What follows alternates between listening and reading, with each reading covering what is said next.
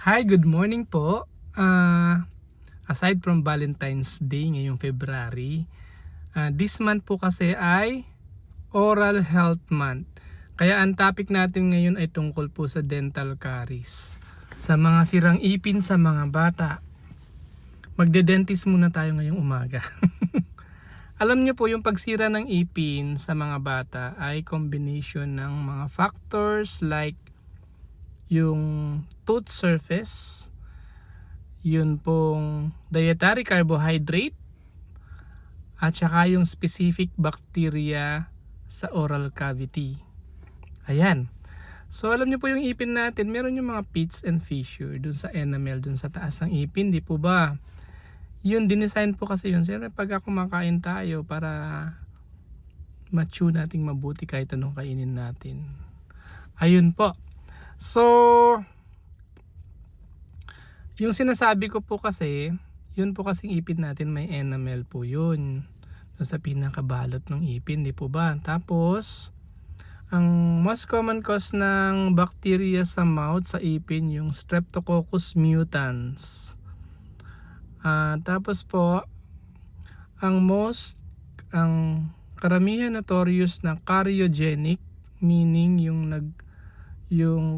carbohydrate na nagkakos ng dental caries, yung cryogenic carbohydrates, ay yung pong sucrose, yung pong sugar na sucrose. Ayan.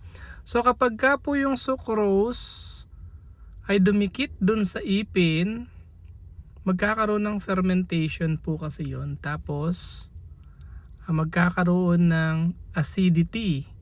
Tapos magkakaroon na ng cavity, demineralization ng calcium phosphate dun sa ipin. Ang dami pong terms no? Yun po, so pagka nagkabutas na po yung ipin, usually yun maputi muna tapos mangingitim. So dadalhin sa dentist. Paano kung 1 to 3 years old po yun? Hindi naman yun papayag ang batang yan na magpapadentist. Tapos mga 3 to 6 years old, di po ba kailangan mo pang i-sedate? Minsan nga pag sinedate mo lalong nagiging active yung bata. Para linisan lang. Kasi pwede po kasi yung pastahan. Pwede yung linisin. Ayun po, nasaan na ba ako sa topic na ito? Nagugulo kasi ako pag may nagpa-park. Ayun nga po ang dental caries, kaya ang dahil dun po sa specific na sucrose, tapos yung interaction niya sa Streptococcus mutans. Ayan, so nagkakaroon ng fermentation, demineralization, cavitation. So ano ang komplikasyon noon? Pagka po yun kasi pumasok sa yung bacteria pumasok sa pinakaloob-loob ng ipin, kasama na yung mga lactobacillus, streptococcus, pwede po rin yung mag-cause ng infection, yung tinatawag na dentoalveolar abscess.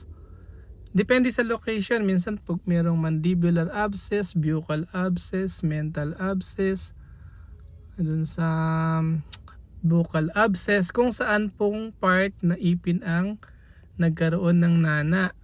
Siyempre kapag ang bata nun magkakaroon ng lagnat, minsan may trismus, masakit pagka ngumunguya, nagpapalpitate, hypotension, ganon. So magpapacheck up yun sa pediatrician, bibigyan po ng antibiotic, minsan erythromycin, clindamycin, o kaya penicillin. Yun po yung nakalagay sa libro namin. Tapos po, yun ang cause ng pagkasira ng ipin ng mga baby, yung combination ng factors na yun, yung sugar, tapos yung bacteria, yung kombinasyon nun. Tapos po, kaya kailangan kapag ka uminom ng sweets or kumain ng sweets yung mga bata, kung maaari, mag-toothbrush agad. Magmumug ka agad, mag-toothbrush agad para hindi po nag-i-stay yung sugar and bacteria dun sa ipin. Bubutasin po kasi yun, isisirain yung ipin.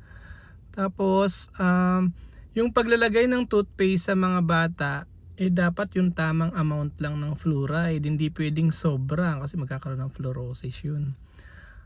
Ano pa ba? Yun, hindi pwede kapag ka masyadong bata, kung konting toothpaste lang na may fluoride ang pangtutot brush. Kasi pag nalunok yun at nasobrahan, hindi naman pa pwede.